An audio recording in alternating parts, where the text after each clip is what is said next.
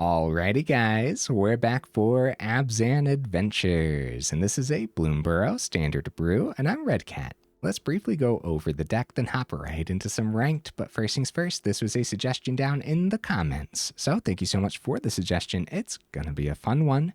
Got all four Sentinel of Lost Lore, 3 mana, 3/4. When it enters, choose one or more. Return target card you own in exile that has an adventure to your hand, or put target card you don't own in exile that has an adventure on the bottom of its owner's library, or exile target player's graveyard. Neat. A really neat card, actually. So what kind of adventures do we have packed in here? Well, we have all four Mosswood Dreadknights with that adventure side Dread Whispers. We have all four Shrouded Shepherds as well. This is one we don't get to see very often. Has that adventure side. Cleave Shadows for 1 and a black. Creatures your opponents control get -1/-1 until end of turn. Interesting. Now, the creature side of this is a 2/2. When it enters, target creature you control gets +2/+2 until end of turn. Honestly, not half bad, right? Like, giving +2/+2 to a Dreadknight actually isn't terrible because Dreadknight has Trample as well, so... Other adventure cards we have packed in, Virtue of Persistence. We can successfully rearrange the curve like this because more often than not, you're going to activate that adventure before the actual enchantment side. Pretty decent removal. The life gain does go the extra mile too. Have a couple Virtue of Loyalties as well. With that adventure side to generate 2/2 knights, that should come in handy. We're very much just splashing white in here. Other than that, it is a Golgari build. And to help us with that splash, we do have some mana fixing as well as ramp with the Heaped Harvest. All four of them packed in. Has that food ability at the bottom. When it enters and when you sacrifice it, you get to search your library for a basic land card, put it on the battlefield tapped, then shuffle. Should be pretty good in here, hopefully. Other adventures that we have packed in, we have a couple Gumdrop Poisoners. Creating that food token should be pretty darn good, but then also a 3/2 lifelink for 3 mana isn't terrible, especially when you can kind of count it as more removal in here too, because when it enters, up to 1 target creature gets -X/-X until end of turn, where X is the amount of life you gained this turn, which honestly, it shouldn't be hard to gain life in here, whether it's from the food from the harvest or gaining life off of like Virtue of Persistence or something like that too, right? Now we do have Devouring Sugarmaw in here as well. This is a 4 mana, 6/6 menacing trample creature. So at the beginning of your upkeep, you may sacrifice an artifact, enchantment, or token. If you don't, tap Devouring Sugarmaw. So that's another way where we can potentially sacrifice the Heaped Harvest for even more ramp, right? Now the adventure side here is have for dinner for just 1 and a white. It's instant speed. So create a 1/1 white human creature token and a food token as well. So even more ways to get food onto the table. Now, working with all like this -3/-3 or -X/-X abilities, we do have a couple Massacre girls in here as well. This is a 4 mana 4/4 with Menace. Creatures you control have Wither. Okay.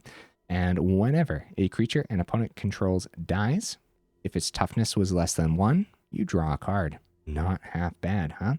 We also have a top end of Maha. It's Feathers Knight. It's a 5 mana 6/5. Creatures your opponents control have base toughness 1. That should be pretty darn good with the removal that we actually have packed in here, right? The ward on this is discard a card, which is a pretty disgusting ward ability, but then also it has flying and trample too. Just a solid top end. Hopefully it's a fine pick for this build. Also here on the top end, another adventure card.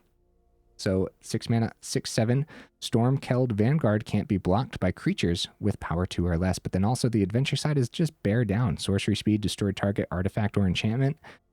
There are a lot of artifacts and enchantments that we would not mind picking up with this. Our choice spot removal then outside of like Virtue and everything is actually going to be all 4 cut downs, which hopefully does the thing.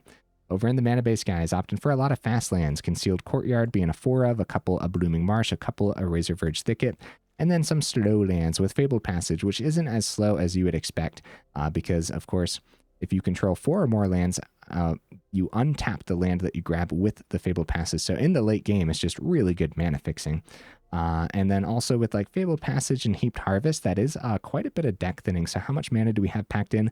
24. Is that going to be enough? Probably, because when we rearrange the deck list for all the adventures and everything, it's looking a little bit cheaper all of a sudden, right? As we're peaking up around the 2-drop spots. But yeah, Honorable mentions, guy. Oh, hold up. Edgewall Inn also made the cut as a one of. Hopefully it doesn't slow us down too much. This could be a great way to grab some adventures from the grave too. That could be significant. Also something else with the mana base. We have a split between black and green, leaning towards black, and then just that splash of white for the Shepherd and the Virtue. Oh, I guess we're also splashing white for the adventure side on the Sugarmaw. Honorable mentions, guys. Okay, I'm going to go over them as fast as possible here. Bramble Familiar, something to consider, I guess. Get Lost, probably reminding me to tell you that your choice spot removal is totally fine. Get Lost hitting enchantments and planeswalkers is significant, something to consider for sure. Kellen is a card that was in the original suggested deck list. The Woodland Acolyte as well. Conceited Witch was a card I thought about. The Hollow Scavenger also. The Howling Galfang was in the original suggested deck list. The Gingerbread Hunter is kind of cool. Virtue of Strength doesn't really work well in here, I'm pretty sure. It looks like I have a bunch of land over here. A bunch of the Pain Land. We don't talk about the Pain Land. Okay, let's go ahead. I do my dandiest to save the more in-depth discussion for the end of the video, so look forward to that. Let's go ahead, take this into some ranked and see how we do.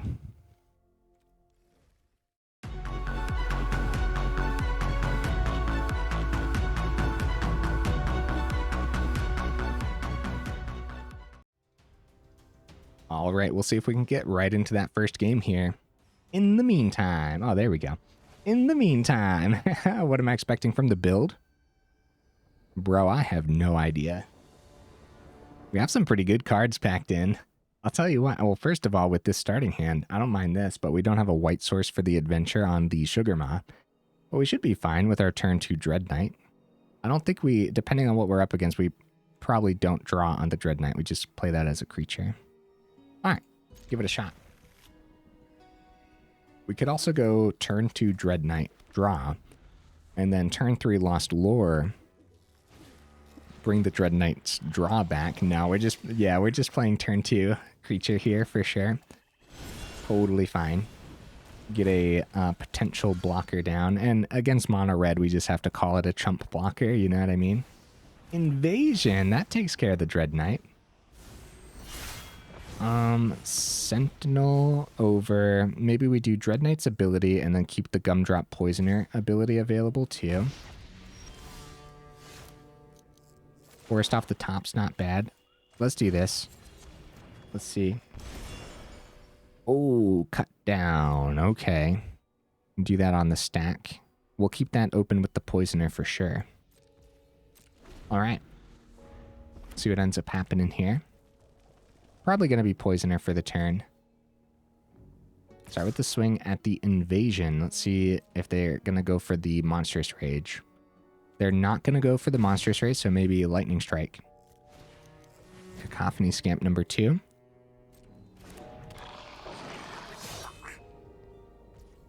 All right, Gumdrop Poisoner. It could still be Lightning Strike, right? At the end of our turn for the Invasion. Virtue, no white mana in hand. This could be an issue. Let's see here. No great way to gain life for the Poisoner's ability right now. We play the 4th mana, for sure, right? We have Cut Down. We can go Sentinel. I'll probably grab the Dreadknight back to hand, I guess. Or I guess we could grab Gumdrop Poisoner and then get another map token. Or keep the Cut Down open again, right? So we kind of get to have a repeat of the last turn in a way. Plus, Sentinel is... Is there anything in the grave? There isn't, so we'll just do that. Sentinel is a pretty good blocker. All right, sweet. This is good, man. So, potentially no Lightning Strike from the opponent. Yeah, nice. That's good. That's really good news for us. Invasion. Okay. Okay. And I think this Cut Down's going to come in handy this turn, guys. I guess we'll see, right? They go 2 to the Sentinel. Okay. That's 2 that's not hitting our face. We're still going to attempt the block. Oh, well... We are not going to attempt the block. They shock that away, which isn't isn't terrible for us. That's another 2 that's not hitting our face. Maybe the cut down's not going to come in handy for the turn. I'll let the 2 hit. Invasion down to 1. Pretty scary, though. That is scary. Mana off the top would be huge for us, especially untapped, of course. All right, dude. Very nice. So, again, no white source, but that's okay. Yeah, we don't need it right now. Play both of our creatures. That's just not what we do. We go food up to 22, which is already really good against mono red. The biggest and scariest issue, of course, is they're about to get these big old chunky dragons that we're going to have an issue with. Get rid of a scamp. And getting rid of a scamp with the minus abilities, of course, is really good. Because it's no extra damage. Gumdrop Poisoner is going to stick around as they shock the rest of the damage through on the invasion, getting a huge dragon, which the dragon's going to pick up the Poisoner without giving us any lifelink back, because Thundermaw's really good, man. Thundermaw's really good. They're about to flip the other one, too. Oh, yeah. Oh, yeah, this is heavily leaning towards the opponent, even though we had a great turn. Having these invasions in here, really going to help them out. They plot up a Slickshot Show-Off. We do find a 6th mana, but still no white sources.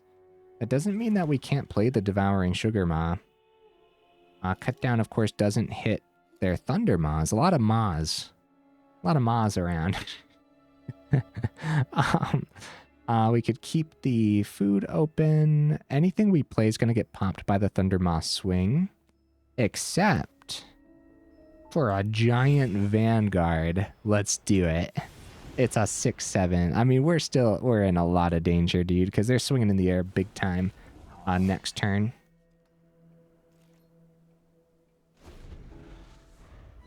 See what they end up doing. They got a couple cards. Invasion. Holy cow, dude. We're gonna die?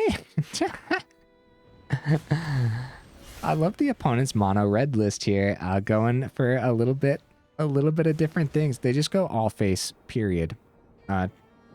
4 extra damage from the Thunder Maws. That should be lethal damage, honestly.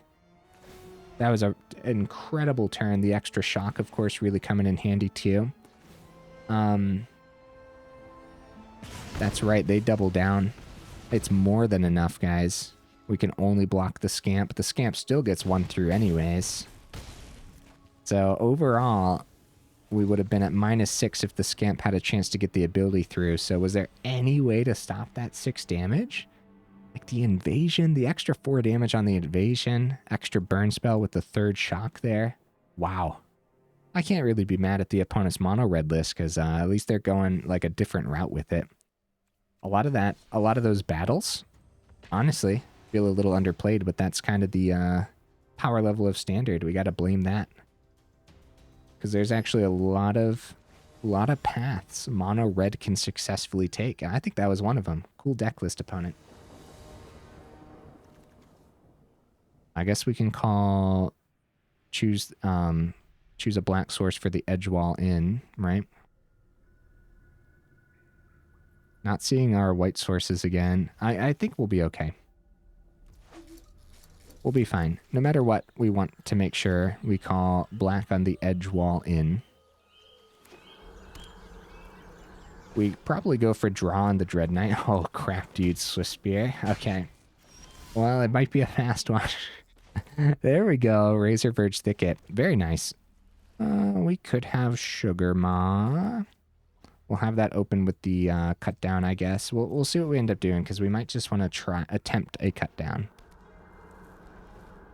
Probably want to attempt a cut down on a slick shot, but it's kind of hard to do.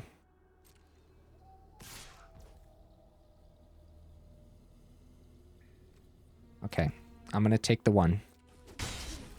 It's really tough decisions when the opponent has ways to get around the cut down so successfully, right? Sentinel for the turn's pretty good. We're seeing the mana we need to see. That's always nice. That's always nice. Let's go ahead and grab that Sugarmaw back. Because that's a pretty good adventure side, isn't it? Keep the emergency chump blocker. It's not like we're an aggro deck list, so swinging for 1 isn't that significant over potentially chumping. Slick shot show off for free. See, keeping the cut down here wouldn't have done much. I'm almost positive about that, right? They go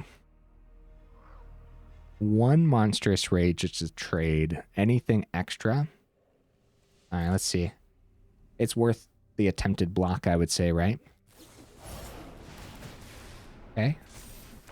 They go on to the show off, actually, so it's probably a second monstrous rage. Oh, felonious rage on the show off. So instead of going trade with the Swiss Spear, they say, my Swiss Spear survives and I get a huge chunk in the air. Oh, we're dead for the turn. We died, guys. They're going to throw it. Man, that's tough, dude. Holy cow. All right, all right. Well, I guess keeping the cut down would have been best case scenario, but they were about to easily get over the cut down, which is something to consider, man, because look, I have 4 cut down in here. That's like that's my choice main instant speed spot removal. For a lot of different reasons, honestly, but like one of them too is it actually, the deck list knows how to affect the opponent's creatures, like give them -X and stuff like that too. That could also really help with the cut down. Or you can drop a cut down on top of those abilities, or withering them with the Massacre girl. I always struggle to say that. Okay, this is the mulligan for sure, for sure. Here we go. Very nice. I'm actually concerned about the Shrouded Shepherd right now. With all the mono red I'm seeing, the -1/-1's actually going to be really tough to hit these creatures. They just buff their creatures so well. I'm going to send one of the Sentinels, and I hope I don't regret that, because it being a 3/4 has actually been pretty good. Like the toughness. Tempted by the cut down open, but we're just going to get this down. Oh, you know what I shouldn't have done? Okay, yeah, we got to call green. Double green for the Sentinel when it comes time. We would have went swamp for the cut down first. This works too, though. This works too.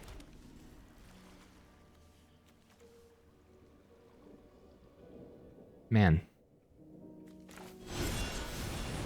Man, is that really worth it? No, not really, but it's a shock off of our face, right? So, oh, it's a torch the tower. This might not be the mono red we think it is. Okay, it's Boros. That makes sense.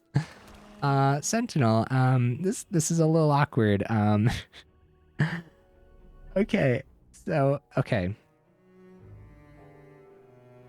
All right, we play Sentinel.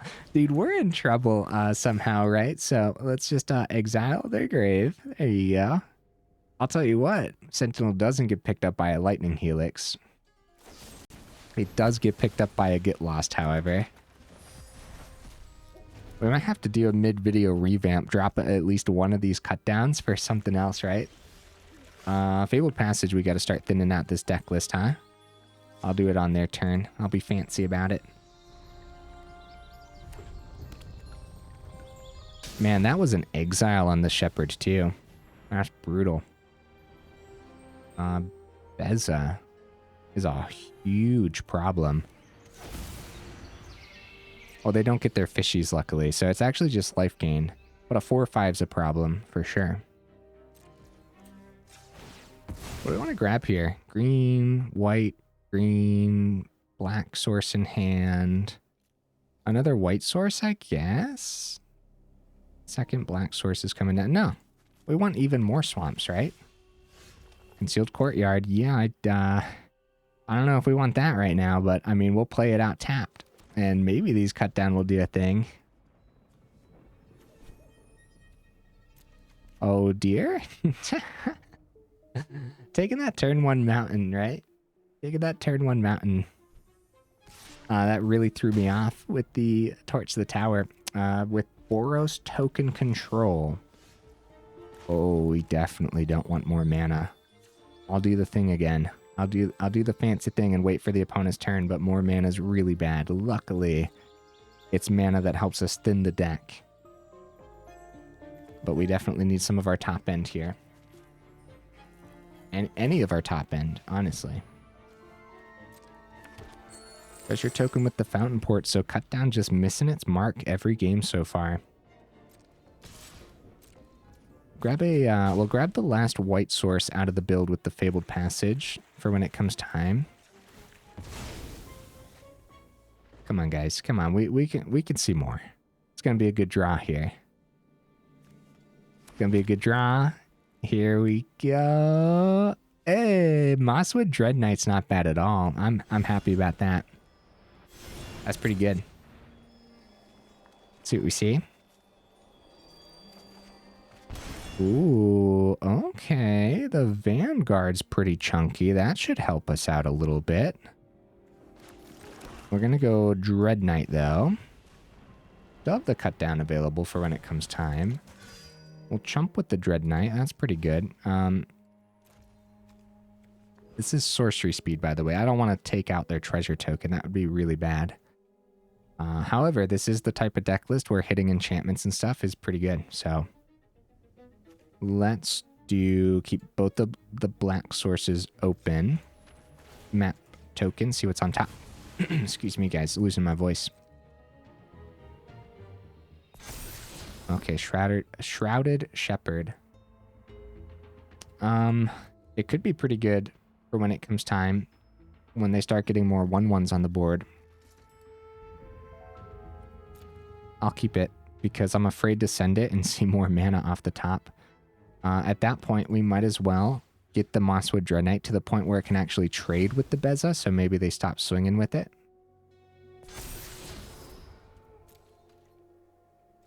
It's a good trade for us because we'll be able to use the Dreadknight's ability next turn too.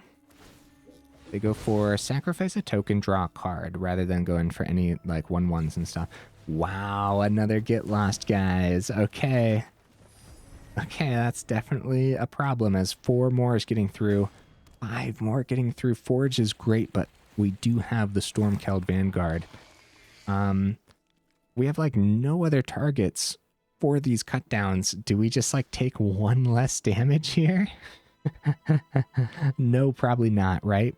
There's probably going to be better targets than a thing that's going to sacrifice itself anyways. Also, on the stack of the cut down, they could have sacrificed it to Fountain Port. So all we would have done was play a 1 mana card to save 1 point of damage, which could have been... I think that would have been pretty bad, actually.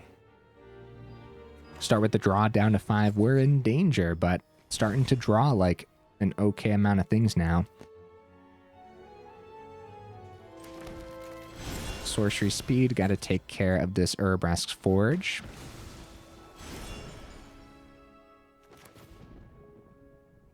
Keeping Shrouded Shepherd in hand to deal with their 1/1 still could be pretty good. Not keeping Cut Down open could be sketchy. Sentinel of Lost Lore, I'm keeping it. Get the Mosswood Dreadknight to the point where it can trade with the Beza again. And I'll tell you what, if they find spot removal for the Mosswood Dreadknight, I guess it is what it is, huh? Yeah, we could easily die this turn. Nice, great trade for us. Let's pull this back, dude. We can find some life gain in this build. We could.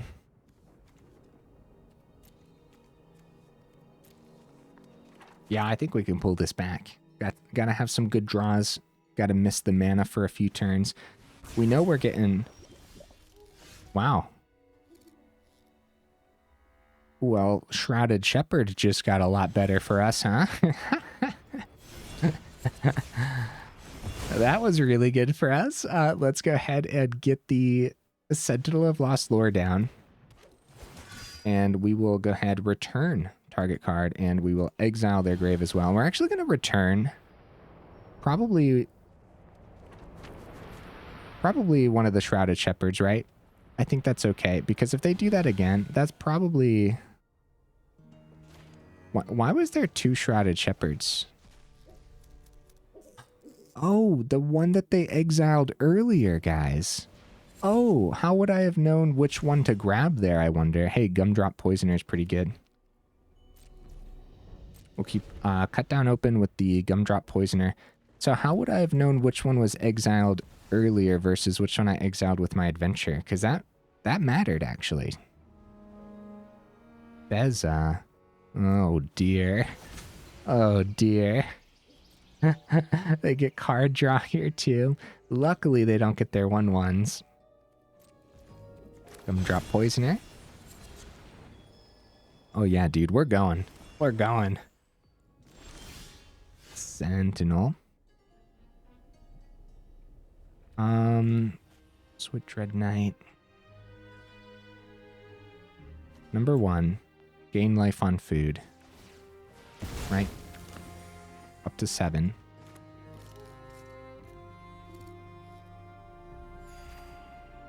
Play Gumdrop Poisoner. Pop Beza with Cut Down. That's okay.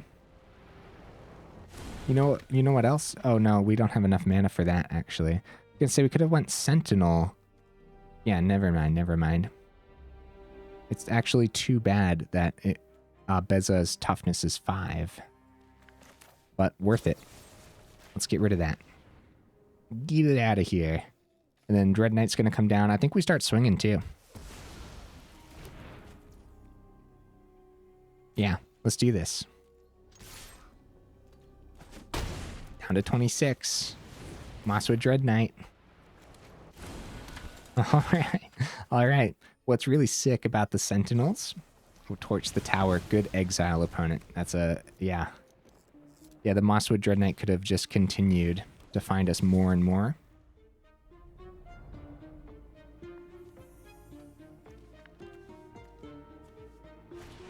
Alright, Builder's Talent. It's a 0/4 wall. That's not bad. We go level 2 here. Whenever one or more non-creature, non-land permanents you control enter, you put a +1/+1 counter on target creature you control. They go all up to level 3 here. Whenever this class becomes level 3, return target non-creature, non-land permanent card from your graveyard to the battlefield. I'm not sure why they did that, guys. I don't know what's happening here. Oh, they dropped the oops. That's why. Okay. That's understandable, opponent. I wouldn't worry too much about it. I'm not going to go Shrouded Shepherd for the turn. I think if they want to chump, they can chump. And we just got a really good Shrouded Shepherd all of a sudden. As it wipes their board there. And we can play the Vanguard. But I think we're just going to set up with the Sentinel of Lost Lore. Heaped Harvest also helps us thin. I will exile their graveyard again as well. And I guess Vanguard would make more sense than the Shrouded Shepherd. Exile their grave. Harvest, thin out the deck list. We grab the Vanguard. There's so many great targets. Grab another Swamp. I think that's acceptable. We're doing great, guys. We really are. We're really showcasing just a massive amount of value that's packed onto these adventure cards. Fountain Port being pretty decent way to generate tokens. So something to consider, man. I could have grabbed the Shepherd easily, or I could have grabbed the other Shepherd that was exiled the other way too. So they get a lot of chump blockers down, so they potentially have a lot of extra turns here. However, with Vanguard too, can't be blocked by creatures with power 2 or less, so can't be chumped, in other words. So start getting 6/3 that way, as long as they miss a Sunfall. We should play around a Sunfall though, right? Probably. It's going to be Requisition Raid. Oh, extra counters on the fishies too? That gives them a... oh, wow. Sentinel of Lost Lore. Okay.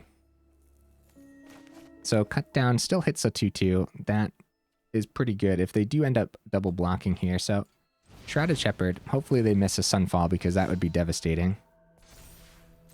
Swing. See what they do. Gonna take it all. I'm not gonna play anything, guys. We have to play around a Sunfall top deck, right? Yes. Yes, we do.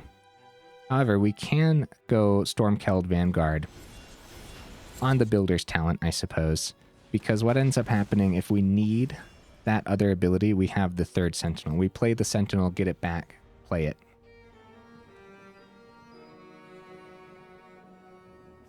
Oh, it's mana.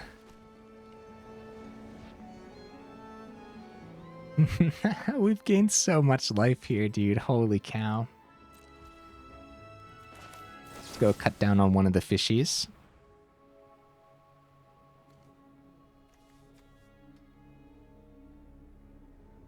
So they have an option. They go sacrifice on the stack, draw, or they can create more chump blockers for next turn. They do go for the draw since they're going to lose the fishies anyways. And they do not have enough mana to generate 2 fishies is the thing, right? As far as I can tell. So let's go full swing. It's a lot of damage coming through, and we're forcing blocks here. Yes, 1 fishy. One's a chump, one's a trade. So a chump into the Sentinel, trade into the Poisoner. Oh. We don't know what's in their hand, right? So, wait a minute. Where'd they get all this mana? They do have enough mana if they wanted a second fishy. Instead, they go for the sacrifice to replenish their hand that way. So, regardless, we still have to play around a board wipe here, I would say. And we'll keep the Devouring Sugarmaw's ability for their turn. Chump blockers have been good. Maybe we should have just gotten this Vanguard down when it came time. But guys, this is very much a Sunfall style build because Sunfall comes in, replenishes their hand off of a Caretaker's talent. You know, you guys know how it goes. Okay, they do have 1 Fountain Port activation for another fish if they want on our turn. They do find a Lightning Helix, which is pretty significant because they're back up to 4 now. What a battle, dude. What a match. Holy cow. Holy cow. I am feeling pretty good about this game, though. I think we are going to go for the Edgewall Inn as well for the turn. Grab one from our grave, which is going to be Poisoner, which we still have the black source to go food. All right. Yeah, we're at 18 life now. Wow. Shepherd off the top. Hops their chump blockers. That was good stuff, dude. That was really good. I'll tell you what, even if we didn't find that, though. Yeah, that was good. I also feel like I could have played it out better, too. So really just showcasing the overall power that the deck list potentially has. Early game, it felt like it was just going to start heavily leaning towards the opponent. Can't believe we were able to actually pull that back too. All right. Abzan Adventures. Try to get one more game in, guys. We're about 33 minutes into the video. Somehow, that was a very long game, wasn't it? Guys, while I have you here, towards the end of the video, make sure you check out that description where we got that Discord link, as well as that Patreon link too, if you're interested in joining either of those up or supporting the channel that way. Also, for more of the YouTube nonsense, if you like the video, make sure you actually drop it a like. And if you enjoy the channel, then consider subscribing as well, because it really does help out the channel. So thank you guys. All right, now that the YouTube nonsense is out of the way, good last hand of the evening for sure. Cut down open. Azorius control would be pretty bad. Let's just go. I'd rather them counter the Dreadknight, of course. I'm not going to go for the draw on... No, I am going to go for the draw on the Dreadknight, actually. Alright, it wasn't a counter. Okay. Yeah, just like getting Dreadknight down is equally as good. But once I saw we were up against control, I figured like just replacing itself, getting over here, seemed pretty good to me. Alright, Heaped Harvest number 1. Let's see if it lands. Number one, thinning the deck is huge, but also just like mana fixing based on what we see in our hand too. We got plenty of mana fixing with the Inn as well as the Fabled Passage here too. All black sources on the board, and that is completely okay. However, I'm going to go ahead and grab a forest here. I was going to say, like, another swamp would be completely okay here, but with the double green on the Sentinel too, see, like, Fable can grab green, Edgewall Inn can also grab green, but we do like to have a lot of extra black sources on the board for this build too. There you go, Demolition Field. We take that action. Let's go ahead and grab that Plains. Demolition Field has been everywhere recently. Watch out for that when you're planning your deck.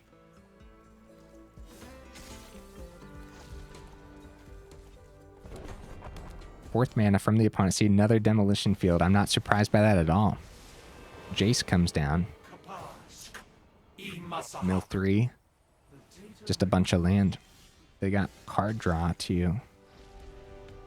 Yeah, they drew one off of that. So Fabled Passage, thin the deck. Heaped Harvest, thin the deck. All that would be really good, actually. So I think that's what I'm going to do. We're going to go Fabled because I want 5 mana. Because I want to... actually want to go Sentinel, draw off of Dreadknight again. And we want to do that instead of just playing it as a creature because Sunfall can happen next turn. With how they've done all this, we are going to grab that swamp now. Yeah, Heaped Harvest available. We could thin. Okay, if we go Dreadknight and skip the Sentinel ability, we go Heaped Harvest in hand. I think that's also pretty acceptable here. Swamp is fine. Yep, having a lot of different... yeah, having a lot of black sources on the board is great, of course, right? We're just splashing the white. So hopefully that one Plains is enough for now. Going Dreadknight means having a trampling creature that we can potentially buff with Shepherd might get through to the Jace. However, if they go plus on the Jace, it's going to be 4. Dreadknight loses a bit of power. No guarantee that Shepherd lands. 5th mana comes down. Another Fabled Passage. Alright, not enough deck thinning just yet, huh? Let's get that down. Grab a green source this time.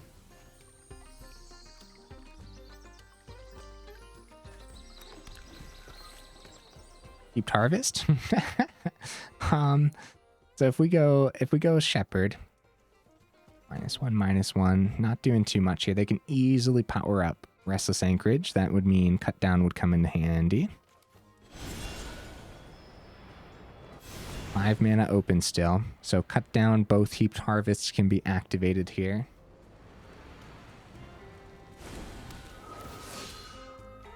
Gonna try to swing at that Jace because I think that is going to be a problem.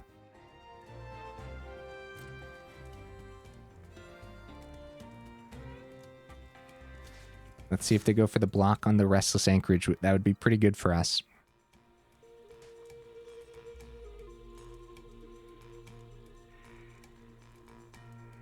I think after all of this deck thinning, seeing more mana off the top would be pretty unlucky, right? It's gonna be Horned Locked Whale, guys. Wow, okay. Top? Yes, we like Mosswood Dreadknight. And then, but that does, there's a problem though, because Heaped Harvest is going to shuffle it in anyways. Maybe we don't go Heaped Harvest. Let's just see what the opponent ends up doing. Oh, I mean, I guess it's going to shuffle in regardless. So we'll grab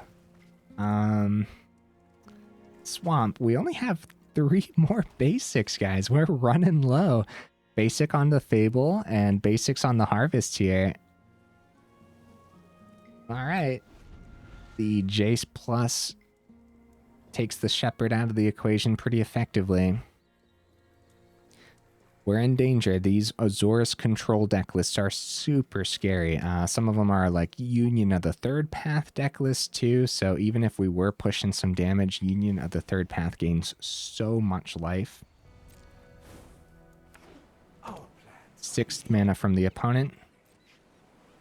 Looks like they are choosing to pass back, and I know we're running low, but I think we take this opportunity to just thin the deck list, I guess. However, life gain is important if we see Gumdrop Poisoner, but against the current list that we're up against, we might as well. We might as well, right? Less chance of seeing mana off the top should be huge for us. It is a Massacre girl. Cool. Do we still go for the Fable? With one more basic? I guess Edgewall Inn is probably a little better.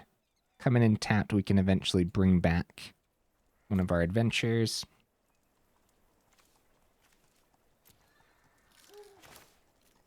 Let's see what happens with the Massacre girl play. With the opponent having so many cards in hand, I can't imagine we're going to be able to land too much here. So we might have to consider. All right. It's on the board, so I guess some generic spot removal. Yeah, we won't go for the Fabled Passage play. We have no great swing. I'm going to actually call white on this one. No great swing with the Shepherd here. Sentinel, I'm going to hold you back for now. Going wide could be good, but when you're up against a deck that's definitely running Sunfall, it's a tough decision, man. It really is. I do think that, you know what? Okay, yeah, no, it had flash. Okay. I got a little scared there for a second. Okay, Sentinel technically does help us pick up our opponent's adventures, but they could have easily flashed that in on the stack anyways, so. I got scared, man. Yeah, because that would have been really good, actually, if the whale didn't have flash.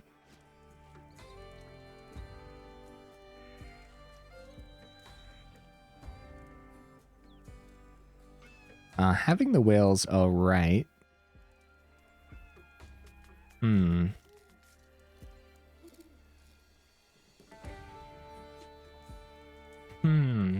I wonder what way through there's going to be, right? Seeing more of our top end. Here's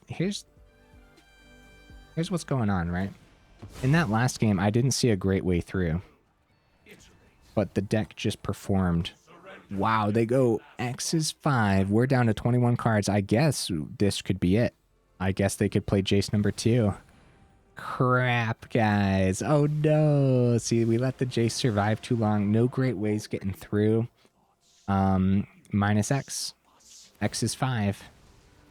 Mills 3 times. Wait. I still have 21 cards. I'm alive. I'm totally alive. All right. 6 cards remaining. Maybe Jace number 3 next turn then, right? A Mosswood Dreadknight. 5 cards remaining. Edgewall. What could we grab? Virtue of Persistence. We do have a lot of mana. Did they mill our last forest? Oh no. I think that might be the last forest milled. This costs 3 mana to grab. We'll have 1, 2, 3. We'll have 6 open on the board after the inn. If we grab Virtue, it's 7. So we're taking a gamble that our last basic... Look, it doesn't really matter how we gamble this. We're in big danger. So let's see if this Fabled Passage can get us there, huh? Let's see. I'm pretty sure our last basic is out of the deck list, but... Oh, it's a swamp! It's a swamp! Virtue! Go, go, go, go! No! My heart, opponent, you monster! Oh man, that was funny. That's good stuff, man. All right, let's see. It is going to be the 3rd Jace anyways. All right, good game, opponent. That would have been wild setup, huh? That would have been crazy. Like getting that Virtue down. Of course, they didn't end up missing the last Jace, but still, I guess technically there is a chance. There's a chance that the Virtue could have played. And then once the Virtue's down on the board too, like... it starts just generating so much value, especially since they milled us so many of our creatures as well. All right, guys, 44 minutes in. Let's go ahead, go over the deck list one more time. Good stuff, honestly. I like it. It's kind of like, it's one of those janky deck lists that actually, like, you're really going to pull stuff off every now and then. I'd put it on the do not craft list, though. There's a lot of very expensive cards in here, a lot of mythics. Virtue, Maha, Massacre Girl. I have to say it slowly, so that way I can actually say it. A lot of rares, too. Mosswood Dreadknight, Sentinel of Lost Lore is a rare that you're, like, never going to use outside of this deck list, too. Guys, over here, Fabled Passage, this is an old version of it. When I put it up in the description and over on Aether Hub, I'll try my dandiest to remember to put it up as the new version. Also, just always keep an eye on that anyways with any reprints or rare reprints and mythic reprints especially too. Because I am going to eventually stop saying that about my Fabled Passage. Probably once the new set releases, I'll stop bringing that up. So always keep an eye on that stuff, okay? We got rare on the Devouring Sugarmaw, rare on the Gumdrop Poisoner. Like, it's a very expensive list. As a matter of fact, the least expensive things are just the uncommons. Oh no, Heaped Harvest is actually a common. That's something, I guess, right? Outside of that, let's sort this, actually. I'm curious what the rares and mythics look like here. And then, of course, the mana base. Those, I guess, will drop into the rare spots, too.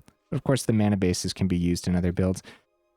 Yeah, I'd say that's relatively expensive. Yeah, put it on the do not craft list. It was really fun, though. If you have a lot of these cards already, I bet you could pilot it better than I did, and I bet you could get that win rate up.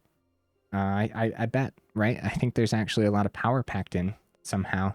That being said, is it going to be, like, possible to consistently climb with this? No, probably not. I don't know. I can't imagine it, but, like, at the same time, I couldn't imagine a way through in that one Boros game, but boy, oh boy, did it get there. It's actually just a really cool, very fun match. The quadruple cut down. I'm sitting here, I don't know what we want to do about the cut down.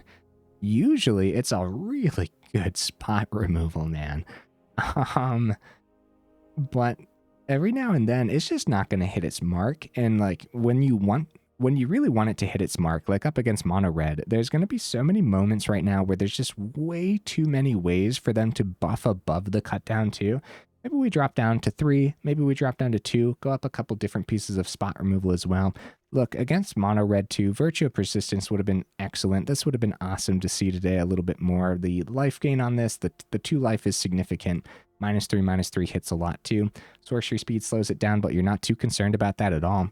Stormkeld's adventure side really came in handy. If we're rearranging for the adventure side of things here, again, the deck list looks a lot cheaper all of a sudden as we're peaking above the curve at 2 drops, which is actually pretty good. And then as you're ramping into that mid game too, after you play a lot of your 2 drops, you're ramping into the bigger side of these adventures.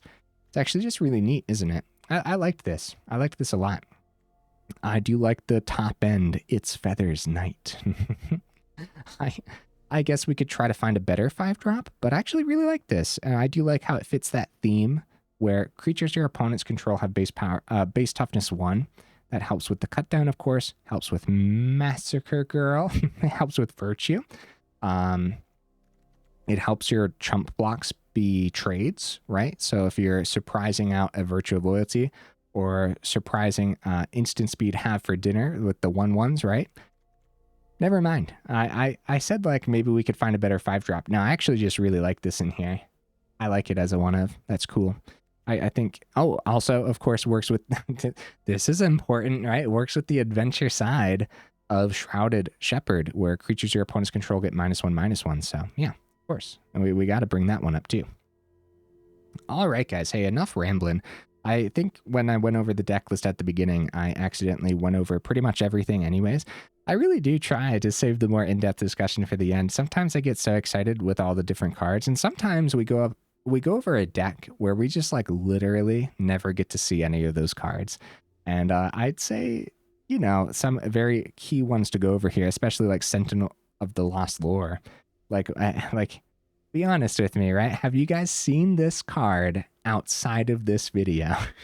Like maybe in another video somewhere, right? But or someone else's video, but no, yeah, let me know in the comments.